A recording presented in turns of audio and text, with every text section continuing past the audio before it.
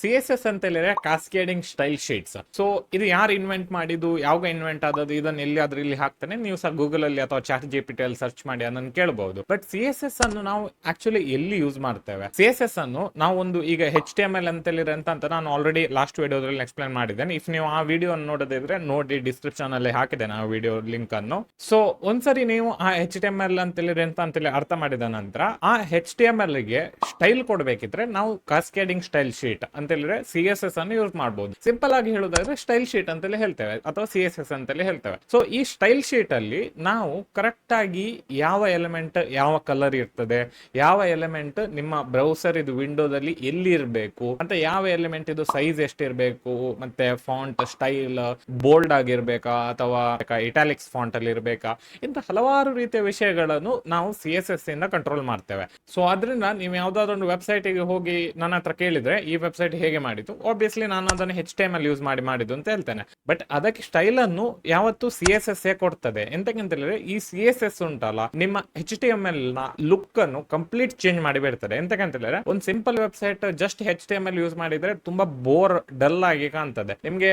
ನೀವೀಗ 25 years ಹಿಂದಿದ್ದು website ನೀವು ನೋಡಿದ್ರೆ ಜಸ್ಟ್ ಒಂದು ಲೈನ್ ಬೈ ಲೈನ್ ಟೆಕ್ಸ್ಟ್ ಇರ್ತದೆ.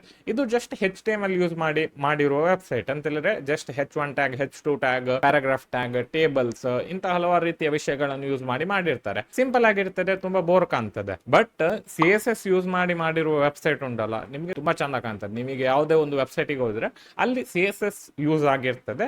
ಆ ಸಿ ಎಸ್ ಎಸ್ ಅನ್ನು ಯೂಸ್ ಮಾಡಿ ನೀವು ಎಚ್ ಟಿ ಎಂ ಎಲ್ ಅಲ್ಲಿ ಕಂಟೆಂಟ್ ಹಾಕಿರ್ತೀರಲ್ಲ, ಟೆಕ್ಸ್ಟ್, ಇಮೇಜಸ್ ಗಳು, ಟೇಬಲ್ಸ್ ಗಳು, ಈ ಎಲ್ಲಾ ರೀತಿಯ ವಿಷಯಗಳನ್ನು ನಾವು ಚೆನ್ನ ಮಾಡಿ ಸ್ಟೈಲ್, ಕಲರಿಂಗ್ ಎಲ್ಲ ಮಾಡಬಹುದು ಸಿ ಎಸ್ ಎಸ್ ಅನ್ನು ಯೂಸ್ ಮಾಡಿ. ಈಗ ನೀವು ಸಿ ಎಸ್ ಎಸ್ ಅನ್ನು ಎಂತಕ್ಕೆ ಕಲಿಬೇಕು ಅಂತ ನಿಮ್ಗೆ ಆಗ್ಬಹುದು. ಯಾಕಂತ ಹೇಳಿದ್ರೆ ನೀವು ಈಗ ಎಚ್ ಟಿ ಎಂ ಎಲ್ ಕಲ್ತಿರ್ತೀರಿ ಅಥವಾ ಸಿ ಎಸ್ ಎಸ್ ನೀವು ಕೇಳಿರುವರಿ, ನಾವು ಈಗ ಕೋಡ್ ಮಾಡೋ ಅಗತ್ಯ ಇಲ್ಲ, ಎಲ್ಲ ಡ್ರ್ಯಾಗ್ ಅಂಡ್ ಡ್ರಾಪ್ ಯೂಸ್ ಮಾಡ್ಲಿಕ್ಕೆ ಆಗ್ತದೆ. ಆಬ್ವಿಯಸ್ಲಿ ಎಲ್ಲ ಡ್ರ್ಯಾಗ್ ಅಂಡ್ ಡ್ರಾಪ್ ಮಾಡ್ಲಿಕ್ಕೆ ಆಗ್ತದೆ. ಮತ್ತೆ ಈಗ ಎ ಐಗಳು ಪಾಪ್ಯುಲರ್ ಆಗ್ತಿವೆ ಅಲ್ಲ, ಅದರಿಂದ ಎ ಐಗಳು ಎಲ್ಲ ಕೆಲಸಗಳನ್ನು ತಿಂತದೆ. ಈಗ ನಾವು ಒಂದು ವೆಬ್ಸೈಟ್ ನೇಮ್ ಹಾಕಿದ್ರೆ ಇಮಿಡಿಯೇಟ್ಲಿ ಅದು ಎಂಟೈರ್ ವೆಬ್ಸೈಟ್ ಮಾಡಿ ಕೊಡ್ತದೆ.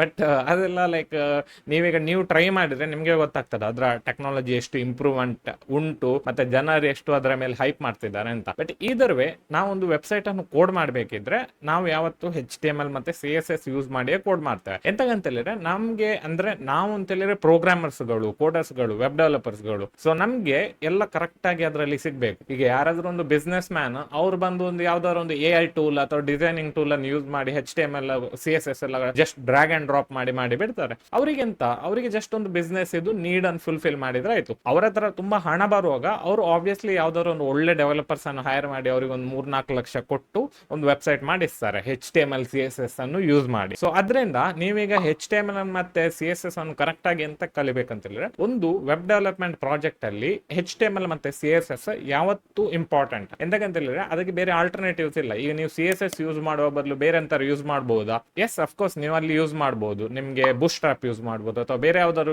ಎಂತಾದ್ರು ಬೇಕಾದ್ರೆ ಟೆಕ್ನಾಲಜೀಸ್ ಗಳು ಉಂಟು. ಈಗ ಟೇಲ್ ವಿಂಡ್ ಉಂಟು ಅಥವಾ ಸ್ಯಾಸ್ ಉಂಟು. ಸೊ ಈ ಎಲ್ಲಾ ಟೆಕ್ನಾಲಜೀಸ್ ಗಳು in the end C S S ಅಲ್ಲೇ ಕನ್ವರ್ಟ್ ಆಗ್ತದೆ ಅಥವಾ ಒಂದು ಸಿ ಎಸ್ ಎಸ್ ಫೈಲ್ ಇರ್ತದೆ. ಸೊ ಈ ಸಿ ಎಸ್ ಎಸ್ ಫೈಲ್ ನಿಮ್ಮ ಬ್ರೌಸರ್ ರೀಡ್ ಮಾಡಿ ಅದರ ಸ್ಟೈಲ್ ಅನ್ನು ಇಂಟರ್ಪ್ರೇಟ್ ಮಾಡಿ ಒಂದು ವೆಬ್ಸೈಟ್ ಗೆ ಒಂದು ಚಂದ ಮಾಡಿ ಲುಕ್ ಕೊಡ್ತದೆ. ಬಟ್ ನಿಮ್ಗೆ ಅದು ಕೋಡ್ ಮಾಡೋದು ನೀವು ಸಿ ಎಸ್ ಎಸ್ ಇಂದಲೇ. ಸೊ ಅದರಿಂದ ಎಲ್ಲ ಸ್ಟೈಲ್ಸ್ ಗಳೆಲ್ಲ ಹಾಕೋದುಂಟಲ್ಲ, ನೀವು ಕಲಿಯೋದಿದ್ರೆ ನಿಮ್ಗೆ ಒಂದು ವೆಬ್ಸೈಟ್ ಮಾಡ್ಲಿಕ್ಕೆ ಆಗುದಿಲ್ಲ. ಸೊ ಅದರಿಂದ ನೀವು ಸಿ ಎಸ್ ಎಸ್ ಅನ್ನು ಕರೆಕ್ಟ್ ಆಗಿ ಕಲ್ತು ಒಂದು ಯಾವ ರೀತಿ ವೆಬ್ಸೈಟ್ ಅನ್ನು ಮಾಡುದು ಅಂತ ಹೇಳಿ ಕಲಿಬೇಕು. ನಾನು ಆಲ್ರೆಡಿ ಸಿ ಎಸ್ ಎಸ್ ಮೇಲೆ ವಿಡಿಯೋ ಮಾಡಿದ್ದೇನೆ ಈ ಚಾನಲ್ ಅಲ್ಲಿ, ಎಚ್ ಟಿ ಎಂ ಎಲ್ ಮತ್ತೆ ಸಿ ಎಸ್ ಎಸ್ ಅನ್ನು ಯಾವ ರೀತಿ ಮಾಡುದು ಅಂತ. ಅದು ಫ್ರೀ ಆಗಿ ಅವೈಲೇಬಲ್ ಇದೆ ಇದೇ ಚಾನಲ್ ಅಲ್ಲಿ. ನೀವು ಜಸ್ಟ್ ಸರ್ಚ್ ಮಾಡಿ ಅಥವಾ ನಾನು ಡಿಸ್ಕ್ರಿಪ್ಷನ್ ಅಲ್ಲಿ ಹಾಕಿ ಬಿಡ್ತೇನೆ. ಆ ವಿಡಿಯೋ ನೋಡಿದ್ರೆ ನಿಮ್ಗೆ ಕರೆಕ್ಟ್ ಆಗಿ ಐಡಿಯಾ ಸಿಗ್ತದೆ ಯಾವ ರೀತಿ ಎಚ್ ಟಿ ಎಂ ಎಲ್ ಮತ್ತೆ ಸಿ ಎಸ್ ಎಸ್ ಒಟ್ಟಿಗೆ ಕೆಲಸ ಮಾಡ್ತದೆ ಅಂತ. ಸೊ ಈಗ ನಿಮ್ಮ ಎಚ್ ಟಿ ಎಂ ಎಲ್ ಕಲ್ತ್ರಿ, ನೀವು ಸಿ ಎಸ್ ಎಸ್ ಅನ್ನು ಸಹ ಕಲ್ತ್ರಿ, ಎರಡನ್ನು ಒಟ್ಟಿಗೆ ಮಿಕ್ಸ್ ಮಾಡಿಕೊಂಡು ಯಾವ ರೀತಿ ಒಂದು ವೆಬ್ಸೈಟ್ ಬಿಲ್ಡ್ ಮಾಡುದು ಅಂತ ಸಹ ಕಲ್ತ್ರಿ. ಸೊ ಈಗ ನಿಮ್ಗೆ ಯಾವುದೇ ರೀತಿಯ ಫ್ರಂಟ್ ಅಂಡ್ ವೆಬ್ಸೈಟ್ ಅನ್ನು ನಿಮ್ಗೆ ಬಿಲ್ಡ್ ಮಾಡ್ಲಿಕ್ಕೆ ಆಗ್ತದೆ. ನೀವು ಕಾನ್ಫಿಡೆಂಟ್ ಆಗಿ ನೀವು ಬಿಲ್ಡ್ ಮಾಡಬೇಕು.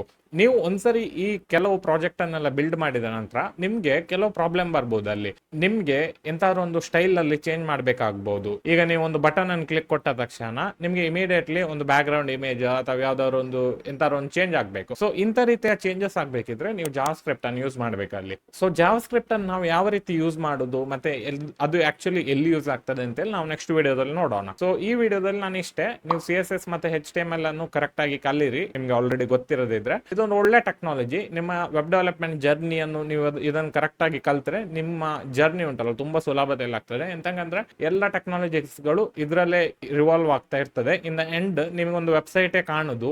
ನೀವು ಯಾವುದೇ ಅದರಲ್ಲಿ ಬ್ಯಾಕ್ ಎಂಡ್ ಅಲ್ಲಿ ಯಾವುದೇ API ಅಥವಾ ಮೆಷಿನ್ ಲರ್ನಿಂಗ್ ಎಂತ ಯೂಸ್ ಮಾಡಿದ್ರು ಸಹ ಇನ್ ದ ಎಂಡ್ ಅದು ವೆಬ್ಸೈಟ್ HTML ಮತ್ತೆ CSS ಅಲ್ಲೇ ಕಾಣುದು. ಸೊ ಅದರಿಂದ ನೀವು ಇದನ್ನು ಕರೆಕ್ಟ್ ಆಗಿ ಕಲೀರಿ.